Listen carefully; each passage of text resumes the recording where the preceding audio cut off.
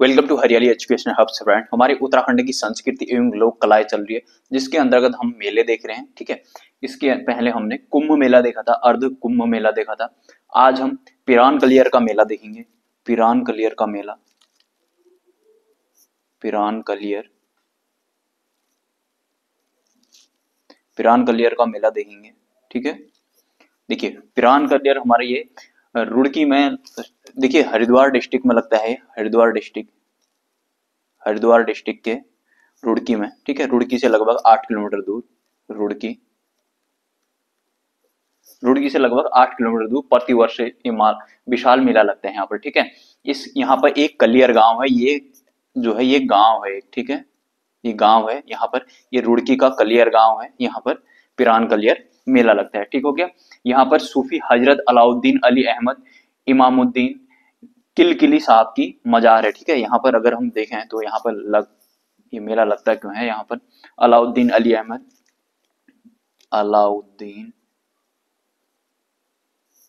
अली अहमद,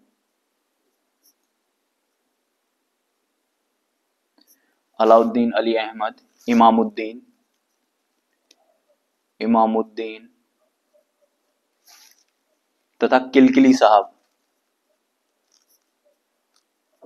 किलकिली साहब की यहाँ मजार है। ठीक हो गया, इनकी मजार है यहाँ पर, तो यहीं पर ये मेला लगता है। ठीक हो गया। प्रतिवर्ष यहाँ मार्च अप्रैल में शाबिर का उर्स मनाते हैं। ठीक है, प्रतिवर्ष मार्च अप्रैल में, मार्च अप्रैल के महीने में। ठीक हो गया, मार्च अप्रैल में यहाँ पर साबिर का उर्स मनाया जाता है। यहाँ पर दूर दूर से श्रद्धालु लोग आते हैं। ठीक है, जिनकी आस्था होती है यहाँ। ठीक हो गया, शाबिर का उर्स मनाया जाता है यहाँ, शाबिर का उर्स। ठीक हो गया, मार्च अप्रैल महीने में शाबिर का उर्स मनाया जाता है। ठीक हो गया, पिरान कलियर में। इसमें क्वेश्चन क्या बनेगा, सीधे सीधे से कि पिरान कलियर कहाँ है, बस इतना सा क्वेश्चन आएगा अगर इससे क्वेश्चन बनेगा तो, कि पिरान कलियर कहाँ है, तो रुड़की में है वो। ठीक है, रुड़की से 8 किलोमीटर लगभग आगे। ठीक हो गया, हरिद्वार डिस्ट्रिक्ट में है। ठीक, इतना क्वेश्चन बनेगा अगर इससे बनेगा तो। कुंभ मेले से ज्यादा क्वेश्चन बनने की संभावना थी, तो मैंने कुंभ मेले को बहुत डिटेल में आप लोगों को मैंने बता दिया। ठीक है, देखिए फ्रेंड्स, जो जो जितना इंपॉर्टेंट है एग्जाम के पॉइंट ऑफ व्यू से, उस चीज को उतना ही देखेंगे तो वो चीज हमारे लिए एग्जाम के पॉइंट ऑफ व्यू से कट टू कट होंगी वो चीजें। ठीक हो गया, नेक्स्ट देखते हैं फिर उत्तरायणी मेला। ये काफी इंपॉर्टेंट हो जाता है हमारा उत्तरायणी का मेला। ठीक हो गया, उत्तरायणी का मेला हमने इसमें देखा था कि बीडी पांडे के नेतृत्व में यहाँ पर कुली बिगार आंदोलन को भी समाप्त किया गया था। ठीक हो गया, तो अब हम देख लेंगे उत्तरायणी मेला। उत्तरायणी मेला, उत्तरायणी मेला इसके नाम से ही पता चल रहा है, सूर्य का उत्तरायण हो रहा होता है।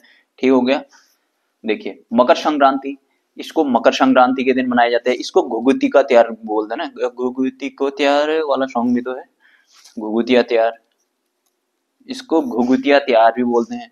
ठीक है, घुघुतिया त्योहार, इस दिन घुघुतिया ऐसे आड़े तिरछे इस प्रकार के ऐसे ऐसे ऐसे ऐसे करके आटे के घुघुते बनाए जाते हैं। ठीक है, हाथी टाइप के भी बनाए जाते हैं, ऐसे इस टाइप से, इस टाइप से बच्चे, छोटे बच्चे अपने टाइप के खिलौने भी बनाते हैं। ठीक है, इस प्रकार से सूंड वाला टाइप का, ऐसे इस टाइप का भी बनाते हैं। ठीक है, कोई घोड़ा टाइप का बनाता है, अलग अलग टाइप के ये बनाए जाते हैं। ठीक है, मकर संक्रांति के अवसर पर भी बनाए जाते हैं। ठीक है, मकर संक्रांति, मकर संक्रांति के अवसर पर ये घुघुतिया मेला लगता है। ठीक हो गया, ये घुघुतिया मेला लगता है और घुघुतिया त्योहार मनाया जाता है इसके अवसर पर। ठीक हो गया, कई घाटी और मंदिरों में ये लगता है। ठीक है, खास तौर पर ये फेमस गोमती और सरयू का बागेश्वर वाला फेमस है, बहुत जगह लगता है। ठीक है, यहाँ पर गोमती और सरयू में, यहाँ इसको भी त्रिवेणी माना जाता है पौराणिक मान्यताओं के अनुसार। गोमती, सरयू और अदृश्य सरस्वती बोला कहा जाता है यहाँ भी। ठीक है, अदृश्य, अदृश्य सरस्वती को भी यहाँ पर माना जाता है। ठीक हो गया, तो इसको भी त्रिवेणी कहा जाता है। ठीक है, त्रिवेणी माना जाता है इसको भी। ठीक है, बागेश्वर जिले में है।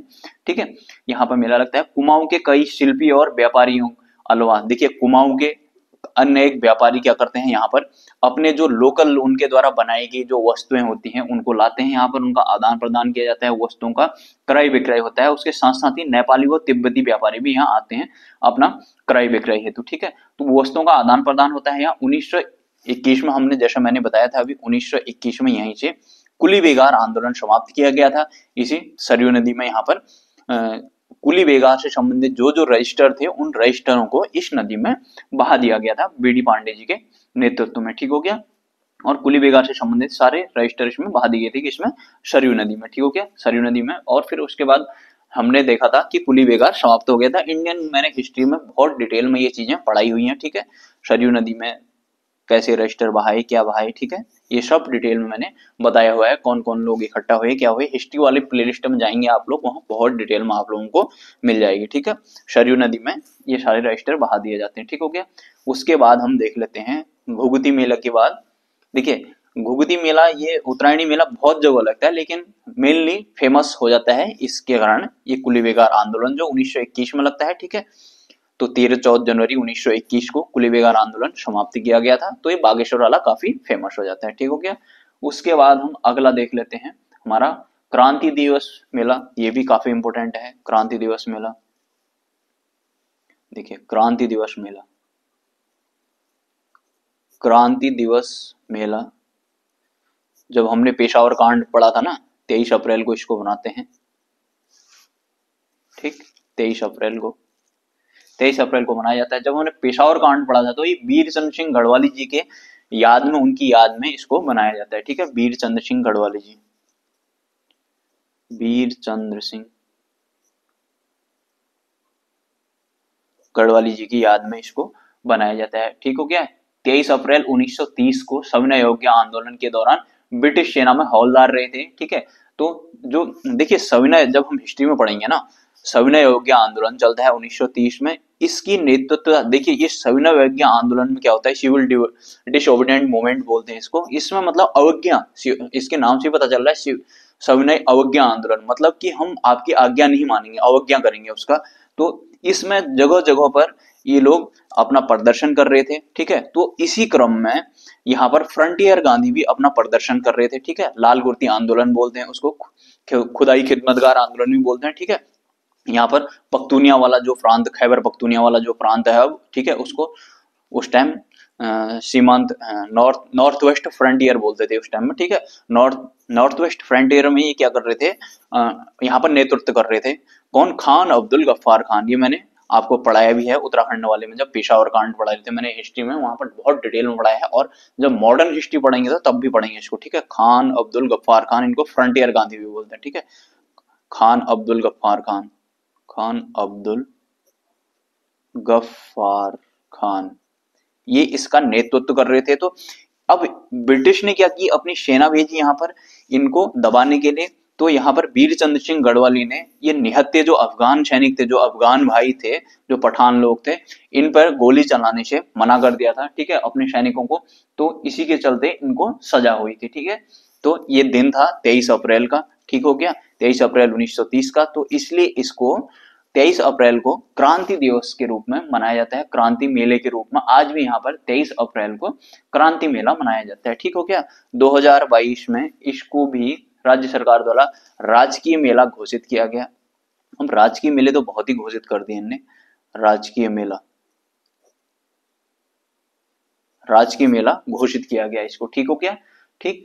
उसके बाद हम देख लेते हैं एक और मेला, देख लेते हैं सरस मेला। देखिए सरस मेला जो भी होते हैं ना, सरस आजीविका मेला, ये क्या करते हैं, एक प्लेटफॉर्म देते हैं, ठीक है, आजीविका के लिए।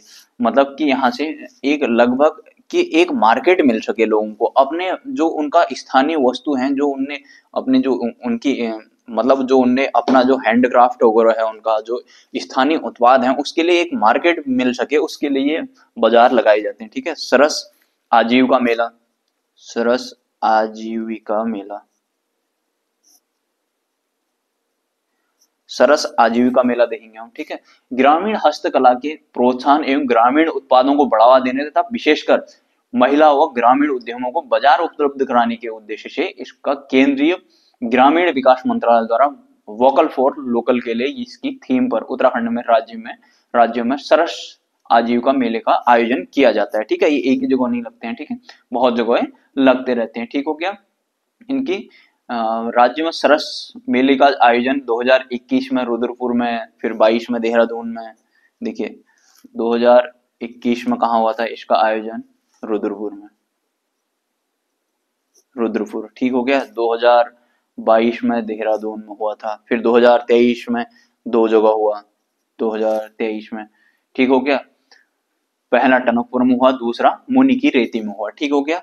तो इससे देखिए क्वेश्चन अगर इससे बनेगा तो क्या बनेगा, अगर वोकल फॉर लोकल के लिए कौन सा मेला लगता है, तो सरस आजीविका मेला। सरस आजीविका मेला का मतलब क्या हुआ कि इसको जगह जगह पर मेला लगाएंगे और इससे क्या होगा, जो स्थानीय उत्पाद होंगे, जो लोकल प्रोडक्ट होंगे और जो लोकल व्यक्तियों द्वारा बनाए गए होंगे, स्थानीय उत्पाद होंगे और स्थानीय व्यक्तियों द्वारा जो बनाए गए होंगे, उसको, इसका उद्देश्य क्या है, मार्केट दिलाना, उसको बाजार उपलब्ध कराना, इसका मेन उद्देश्य है, ठीक है।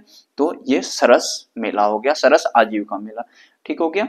तो आशा करता हूं इतना समझ में आया होगा आप लोगों के। एक मेला और देख लेते हैं, साथ साथ ही हमारा खतलिंग वाला देख लेते हैं, खतलिंग पर्यटन विकास मेला। ये भी इसी टाइप का मेला है, खतलिंग ग्लेशियर, ठीक है। खतलिंग ग्लेशियर का जो एरिया है वहां के विकास के लिए मेनली ये किया जाता है, ठीक हो गया। खतलिंग ग्लेशियर, ये ग्लेशियर, कुंड, तालाब वगैरह सब मैंने बहुत डिटेल में आप लोगों को पढ़ाए हुए हैं। आप लोग प्ले लिस्ट में जाएंगे तो बहुत डिटेल में सारी चीजें आप लोगों को मिल जाएगी, ठीक है। ज्योग्राफी में जाना, वहां सब डिटेल में मिल जाएगा, ठीक है। खतलिंग ग्लेशियर विकास मेला, ठीक है। इसमें क्या होता है, टिहरी जनपद में, अभी खतलिंग ग्लेशियर कहाँ है, टिहरी में है, ठीक है। ये टिहरी में है, लगता कहाँ है, क्वेश्चन आएगा तो टिहरी में, ये ऐसे ही पता चल जाएगा, ठीक है। तो इस टाइप के क्वेश्चन नहीं पूछेगा, क्योंकि खतलिंग ग्लेशियर टिहरी में ही है, तो हर किसी को पता रहता है वो, ठीक है।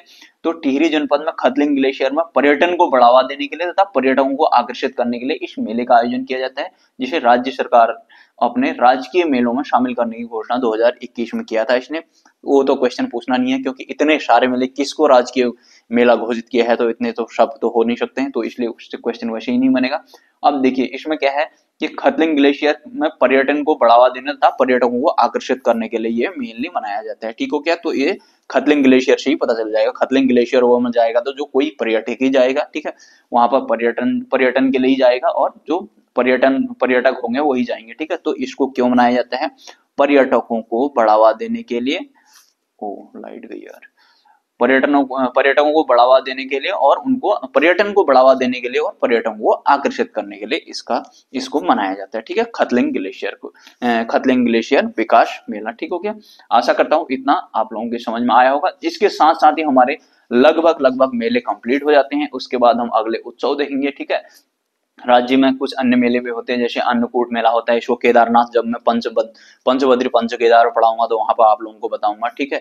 जैसे अन्नकूट मेला हो गया केदारनाथ में लगता है, तुमड़िया मेला हो गया चमोली में लगता है, जोशीमठ में।